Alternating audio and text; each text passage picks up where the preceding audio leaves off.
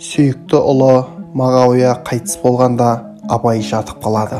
Сонда Жуантаяқ тобықты Байқұлақ шешен кеп: «Әй Абай қарағым, Ақсұңқар аспанға ұшты, бәрінен Құдай күшті, халық кеп тұр ғой» дегенде Абай: «Бұл Мағаш, маған да жоқ, саған да жоқ, Мағаштай бала тумас көңілге тоқ. Аз күнде дүниеден мен де кетем, маған да зар боларсың жиылған топ» деп күңіренген екен. Мағауия ақылды, өте адал, жұмсақ мінезді болған. Мағауияның бала кезінде Ақшоқыда Құнанбай айғыр жарыстырады. Оны қара жарыс дейді.